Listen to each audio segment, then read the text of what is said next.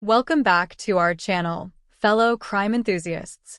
Today, we're delving into the chilling case of Jeffrey Dahmer, one of the most notorious serial offenders in American history. Remember to like, subscribe, and hit the notification bell for more true crime content. Now, let's get into it. Jeffrey Dahmer, infamously known as the Milwaukee Cannibal, was a notorious American serial killer and sex offender who gained widespread notoriety in the late 20th century. The killer, who was also known as Milwaukee Cannibal, was born on May 21, 1968, in Milwaukee, Wisconsin, United States. He grew up in a seemingly normal household but exhibited troubling behavior from an early age, showing fascination with dissecting dead animals and later, a preoccupation with violence and necrophilia. He killed about 17 people between 1978 to 1991, mostly gay men and boys of color. His murders were gruesome as they involved necrophilia and cannibalism. His first victim was Stephen Hicks. They ran into each other at a local bar called the Rock Bottom just days after graduating high school. Hicks was hitchhiking when Dahmer offered him a ride and later lured him to his father's home under the pretext of drinking beer and hanging out. Once there, Dahmer claims that Hicks wanted to leave, leading to an argument. Dahmer then struck Hicks with a dumbbell, killing him.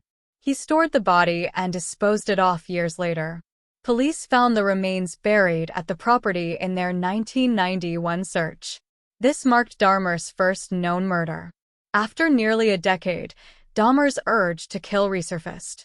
In 1987, Dahmer met Stephen Twomey at a gay bar in Milwaukee, Wisconsin. Twomey was a 24-year-old man who had moved to Milwaukee from Ontonagon, Michigan. Dahmer convinced Twomey to accompany him to the Ambassador Hotel in Milwaukee. Dahmer's intention was to spend the night with Twomey and engage in consensual sexual activities. According to Dahmer, after they checked into the hotel, he and Twomey drank heavily and eventually passed out. Dahmer claimed he had no memory of the actual killing. When he woke up, he found Twomey dead next to him. Twomey's body had been beaten to death, suggesting Dahmer may have killed him in a drunken blackout. Dahmer panicked upon discovering Twomey's lifeless body. He bought a large suitcase and used it to transport Twomey's body to his grandmother's house in West Allis, Wisconsin. Once at his grandmother's house, Dahmer dismembered Twomey's body in the basement. He disposed of the body parts, including pulverizing the bones and throwing them out with the trash. He did not keep any parts of Twomey's body as he did with some of his later victims. Stephen Twomey's murder marked a significant escalation in Dahmer's killing spree, as it was the first time he had killed someone after his initial murder of Stephen Hicks in 1978. This incident also set a pattern for his subsequent crimes, where he would often lure men to his home or another location, kill them, and then dismember their bodies. Jeffrey Dahmer's third known victim was James Dockstader. In January 1988, Jeffrey Dahmer met James Dockstader, a 14-year-old boy of Native American and African American descent. They encountered each other at a bus stop near a gay bar in Milwaukee, Wisconsin.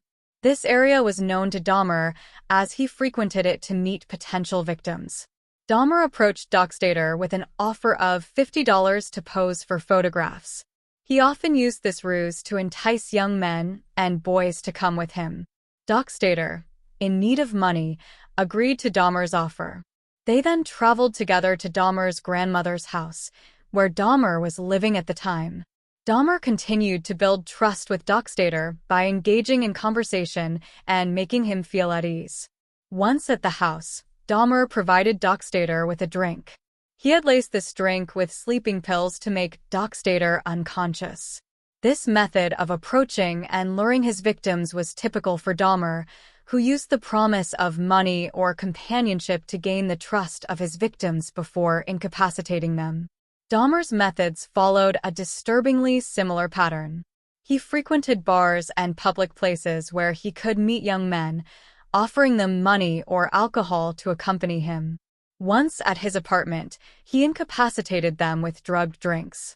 When his victims were unconscious, he would end their lives, often through strangulation. He unalived a total of 17 people, mostly African Americans. Dahmer's crimes were discovered in July 1991 when one of his intended victims, Tracy Edwards, managed to escape and alerted the police. Upon entering Dahmer's apartment, the police found evidence of his horrific acts, including photographs of dismembered bodies and human remains. Dahmer was promptly arrested and confessed to the murders, detailing the extent of his crimes. Jeffrey Dahmer's case remains one of the most horrifying in true crime history. His ability to evade capture for so long while committing such heinous acts is a chilling reminder of the dark potential within humanity. If you found this video informative, please give it a thumbs up and share your thoughts in the comments below. Until next time, stay safe and stay curious.